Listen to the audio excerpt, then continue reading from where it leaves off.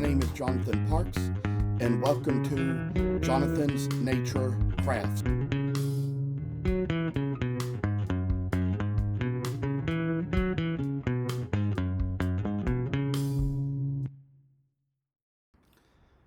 I must inform you that I do not live in this house by myself, but live here with other people.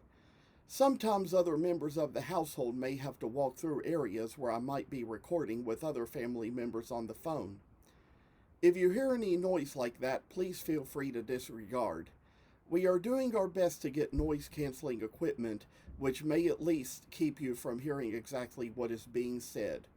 Thank you for considering. I have a few pieces I made out of the Prophecy of Daniel to show you all, and they are some fairly new ones from probably more recent years. But before I do all of that, I have another few sets to show you all that were from years in the past. I have made clips of those today, and you're about to watch. This is my most original display of the Hebrew children and King Nebuchadnezzar out of the book of Daniel. This was one of those pieces which was so big and cumbersome that it had to be thrown away, of which I saved the picture. And you can kind of see that I took a little piece of paper tube and some pieces of one of those spindles like you could purchase CDs from, blank CDs, like in packs of 100 on one of those plastic spindles, and put that together to make the throne, made King Nebuchadnezzar and his crown out of pipe cleaners, even that thing I mentioned that I made, the Job characters out of, using the cloth from the bridesmaids' dresses of my sister's wedding to make Nebuchadnezzar's robe. You see that I spray painted that gold to make it a throne. I kind of also took some wood and made that tall tower. That was the original shape of the idol that King Nebuchadnezzar had, that the Hebrew children would not bow down to. And you see I put it all together on that one piece of 2x4. You will note over there that there are some little figures that are laying on the ground, red and green little men. Those are the soldiers that were burnt by the flames that burst out of the furnace as they were throwing the Hebrew children in, and that is what that represents. And I used another spindle like CDs would be purchased off of in a store to make the furnace. And you can see that I took little painted pieces of wood and put stickers on their faces to make Shadrach, Meshach, and Abednego. I used some red and yellow felt to make the flames. And you see that little figure of Jesus in the background from the Dollar Tree. I use that mainly because while most people don't realize this, even though Jesus didn't really come in the flesh until the time of the New Testament, even before he came to earth in the flesh, there are places in the Old Testament where he appears as the angel of the Lord, maybe in the form of an angel. And in that passage where the angel comes to be with Shadrach, Meshach, and Abednego in the furnace is one of those passages that is believed to be that, especially since after they were rescued, Nebuchadnezzar himself states that the image was like that of the Son of God. As you can see, this was the original Daniel in the Lion's Den that I ever made. Of course, I had shown that to you in a previous video where I brought out the old jar and showed how the piece was.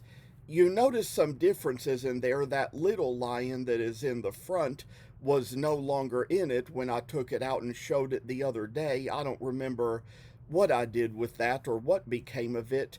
But back in the days when I took some of these pictures, it was during the days when when there was a certain type of film that came that was its own camera that I used to take these pictures, it didn't have good flashes or good lighting or anything like that, so that's why you cannot really tell much from the way the light kind of reflects on the picture there. And you can kind of see the original lions on the left and the right, and maybe a little bit of one in the back, and you see that angel back there too, that those little lions and that angel. Some of the ones in the back came from the Dollar Tree. I can't remember where the more recent one came from that was in the front, but I will say those were Dollar Tree figures, and like I said, back in those days, I just used whatever I had. This is another place in the book of Daniel. It comes out of Daniel chapter 10, and some of the figures in it are a little harder to see. I didn't really kind of use the little top to this spindle, but this was another one of those CD spindles from the days where, of course, you can see that angel over there, and you can see Daniel in the front praying. But this is out of chapter 10, where the angel comes to Daniel and tells him that the prince of the kingdom of Persia was blocking his way and keeping him from getting to them. In that particular passage, the prince of the kingdom of Persia is a name given to Satan there in the Old Testament. We know that in the Old Testament he's called by different names, and in the New Testament as well, all these different names given to the devil back then. So he was kind of, blocking the way of the angel for a time and keeping the angel from coming to Daniel. But Daniel prayed for it for days and days, and the angel, it finally made its way. This one comes out of the book of Daniel as well. I forget exactly which chapter it was or what it actually said there, but this was one of the visions Daniel saw in his prophecy.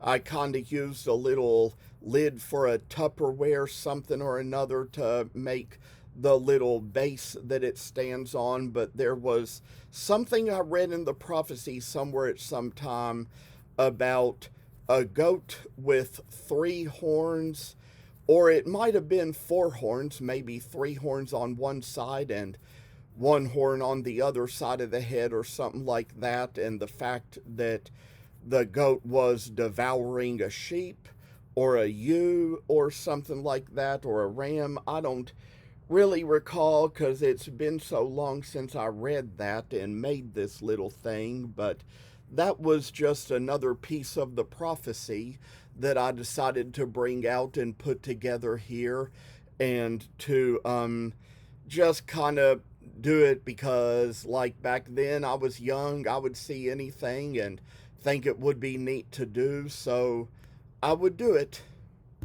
So since we have already shown all of those ones, I've got new ones here to show, and they might kind of be a lot of work to sort of bring out here, but there's gonna kind of be a way of doing it, maybe into my lap or something. But I've got the figures here where, first of all, I want to show you all that these are the Hebrew children, Shadrach, Meshach, and Abednego. If you ever remember, like, those nativities I carved, I took a certain pattern out of those nativity books and decided to kind of translate it around and make something similar of it to make the Hebrew children similar to Joseph, except that they don't really have headbands, and as you can see, probably have mullets around their heads instead. And this is how they show. One thing that also is part of the display here is King Nebuchadnezzar. I forgot to mention that I made these out of sassafras, let's see, mahogany, and poplar. Sassafras, mahogany, and poplar were what these are. Sassafras, mahogany, and poplar. And then I made King Nebuchadnezzar here out of cherry. and I decided to take one of those king patterns to make him and give him kind of like a little king's headdress, sort of crown-like.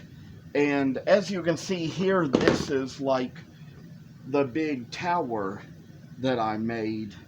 And the tower is something that is kind of like what the idol was that the Hebrew children wouldn't bow down to.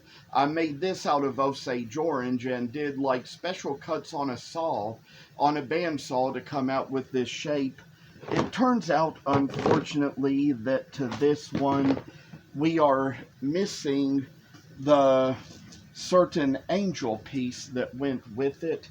It was the one you saw me carve before, significant to the risen Christ, and I showed you all the demo of that one that was already finished when we did the video. Unfortunately, it's missing from the box, but you've seen it already from when we did those risen Christ videos. And I made one of those out of, years ago I made one out of buckeye and one out of basswood. I can't remember which one I put with which display, but it was one or the other of those that was with this. You see here that these are turns out, yes, I'll tell you, I have the flames of fire here. These are the flames that are in the furnace. I carved these from cedar.